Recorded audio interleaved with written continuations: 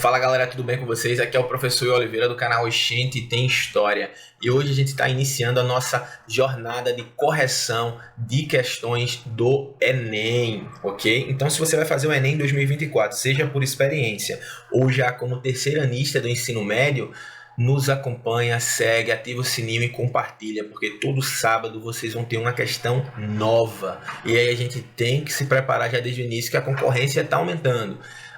Terças e quintas a gente também tem questões do SSA 1, 2 e 3, que é o vestibular seriado da Universidade de Pernambuco. Então você que está aqui em Pernambuco, vai fazer SSA, seja 1, 2 e 3, também segue que a gente tem material bacana para isso, ok?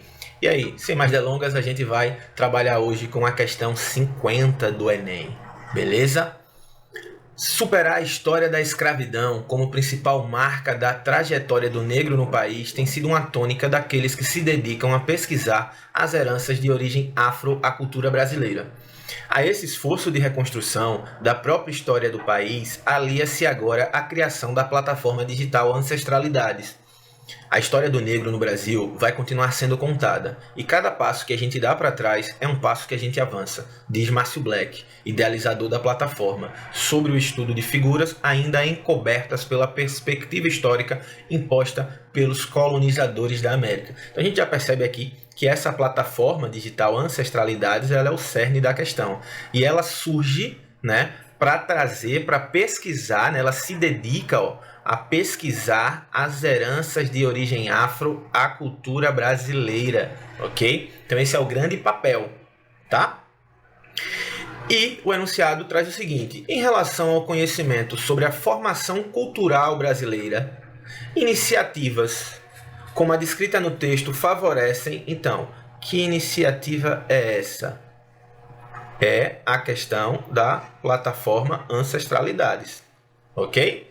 Então, essa plataforma, ela traz aí para a gente conhecer situações sobre a formação cultural brasileira. Ela traz a história, ela traz a pesquisas relacionadas à herança de origem afro, à cultura brasileira. E isso é importante porque vai fomentar o quê?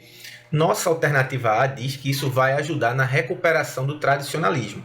Está equivocado, porque quando a gente fala sobre o tradicionalismo, a gente fala sobre o conservadorismo.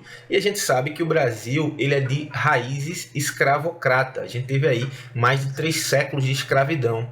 Então, isso tudo faz com que a história do negro, na perspectiva tradicional e conservadora da sociedade brasileira, da formação cultural brasileira, não é valorizada. Então, jamais essa questão de pesquisar as heranças afro dentro da cultura brasileira tem o objetivo de recuperar o tradicionalismo. Então, a letra A a gente já exclui. Letra B, estímulo ao antropocentrismo. Esse conceito de antropocentrismo, a gente começa a estudá-lo quando a gente vai ver a questão da transição, da Idade Média para a Idade Moderna, que é quando o homem medieval, o homem do período do medievo, ele começa, a sociedade ela começa a deixar Deus, a igreja, mais em segundo plano e começa a colocar-se, o homem, no centro das decisões e das relações sociais, ok? Então, a gente está falando aqui não sobre essa questão, essa concepção. A gente está falando aqui sobre a importância da história negra dentro da cultura brasileira, tá? Então, a gente não está falando do estímulo ao antropocentrismo. Letra B está errada.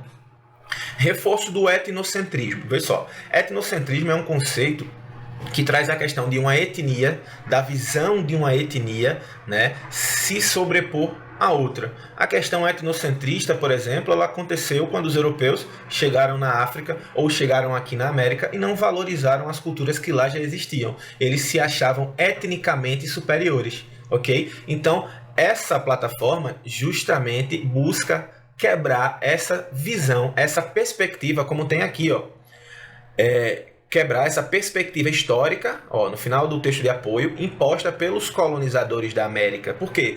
Os colonizadores da América, os europeus que aqui colonizaram, eles tinham uma visão etnocentrista. Então a gente quer justamente combater isso. Por isso que não tem nada de reforço ao etnocentrismo, ok? Questão C também está errada.